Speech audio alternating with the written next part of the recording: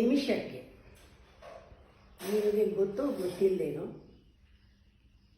25 ಯೋಚನೆಗಳಾದರೂ, ಕಮ್ಮಿ ಅಂದರೂ 25 ಯೋಚನೆಗಳು ಬರುತ್ತೆ. ಯಾವುದಕ್ಕೂ ತಲೆ ಬುಡ ಇರೋಲ್ಲ, ಯಾವುದೋ ಒಂದು ಬರ್ತಾ ಇರುತ್ತೆ. ನಾವು ಅದನ್ನು, ಆ ಯೋಚನೆಗಳು ಬಂದರೆ ಅದನ್ನು ವರಿಯಾಗಿ, ಅಂದರೆ ಚಿಂತೆಯಾಗಿ ಪರಿಣಮಿಸ್ಕೊಳ್ಳೋರು ನಾವೇ. ಉದಾಹರಣೆಗೆ,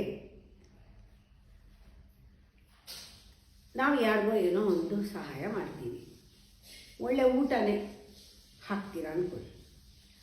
ಅವರು ಏನು ಹೇಳಲ್ಲ, ಅವ್ರು ಎಲ್ಲೋ ಗಮನ ಊಟ ಮಾಡ್ತಿರ್ತಾರೆ. ನೀವು ಚೆನ್ನಾಗಿ ಮಾಡಿದ್ದೀರಾ, ಅವ್ರು ತಿನ್ನಬೇಕು, ಎಂಜಾಯ್ ಮಾಡಬೇಕು ಅಂತ. ಆದರೆ ಅವ್ರಿಗೆ ಅದ್ರ ಮೇಲೆ ಗಮನನೇ ಇಲ್ಲ. ಅವ್ರು ಯಾವುದೋ ಫೋನ್ ಬರ್ತಿರುತ್ತೆ, ಮಾತಾಡ್ತಿರ್ತಾರೆ, ಪಾಕ ತಿಂತಾರೆ, ಏನೂ ಹೇಳಲ್ಲ. ನೀವು ಏನೋ ಹೇಳ್ತಾರೇನೋ, ಓಕೆ ಅವ್ರಿಗೋಸ್ಕರನೇ ನಾನು ಮಾಡಿದ್ದೀನಿ, ರುಚಿಯಾಗಿ ಮಾಡಿದ್ದೀನಿ ಅಂತ ಬಹಳ ಕೇರ್ ತೊಗೊಂಡು ಮಾಡಿರ್ತೀವಿ. ಅಥವಾ ಬೇರೆ ಕೆಲಸ ಏನಾದರೂ ಆಗಲಿ, ಏನೋ ಒಂದು ಸೇವೆ, ಇದನ್ನು ಉದಾಹರಣೆ ಕೊಡ್ತಾರೆ. ಅವ್ರು ಏನು ಕೇರ್ ಮಾಡಲ್ಲ ನೀವು ಮಾಡಿದ್ದನ್ನು, ಹ್ಞೂ ಅನ್ನೋದೇ ಇಲ್ಲ. ನಿಮಗೆ ಡಿಸಪಾಯಿಂಟ್ ಆಗುತ್ತೆ.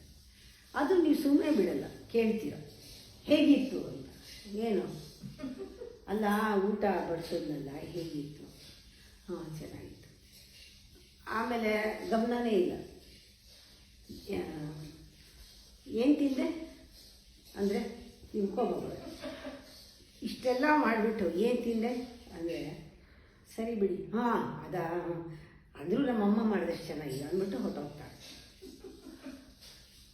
ಅಥವಾ ಅವ್ರು ಆ ಹೋಟ್ಲಲ್ಲಿ ಎಷ್ಟು ಚೆನ್ನಾಗಿ ಮಾಡ್ತಾರೆ, ಏನು ಹಿಂಗೆ ಮಾಡಿದ್ದೆ, ಒಂದು ಸತಿ ನೀನು ಆ ಹೋಟ್ಲಿಗೆ ಹೋಗಿ ತಿನ್ನಬೇಕು ಅಂತ ನೀನು ಅಷ್ಟೊಂದು ಕೊಟ್ಟು ಮಾಡಿರ್ತೀಯ, ಒಂದು ಮಾತು ಹೇಳ್ಬಿಟ್ಟು ಹೊಟ್ಟೋಗ್ತಾರೆ.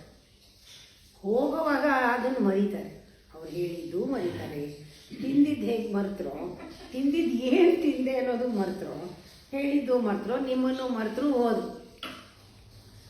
ನಿಮ್ಮದು ಶುರು ಆಯಿತು ಒಂದು ಯೋಚನೆ.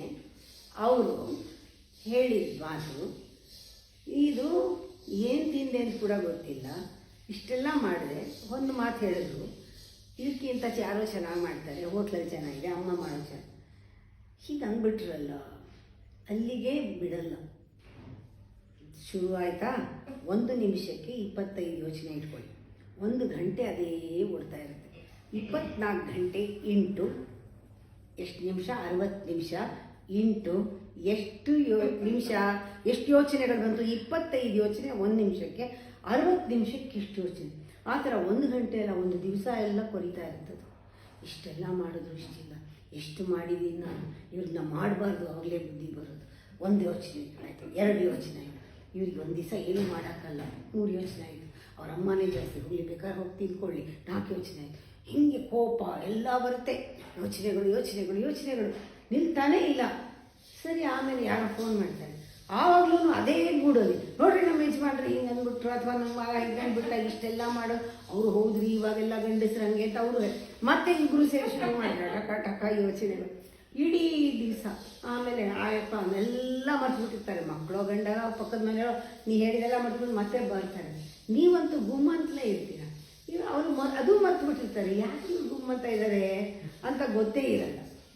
ಅಂದರೆ ನಾವು ನಮ್ಮ ಮನಸ್ಥಿತಿಯಲ್ಲಿ ಇಷ್ಟೆಲ್ಲ ಯೋಚನೆ ಮಾಡೋದಲ್ಲ, ಇಡೀ ದಿವಸ ಸಿಡುಕೊಂಡು ಬೇಸರ್ಕೊಂಡು ಬೇರೆ ಯಾವ ಕೆಲಸದಲ್ಲಿ ಗಮನ ಇಲ್ಲದೆ ಎಲ್ಲನೂ ಇಷ್ಟು ಯೋಚನೆ ಫ್ಯಾಕ್ಟ್ರಿ ಥರ ನಡೆದಿದ್ದು, ಅದರಲ್ಲಿ ಬೇಸರ ಆಗಿದ್ದು, ಎನರ್ಜಿ ಕಳ್ಕೊಂಡಿದ್ದು ಯಾರು ಮಾಡ್ಕೊಂಡಿದ್ದು?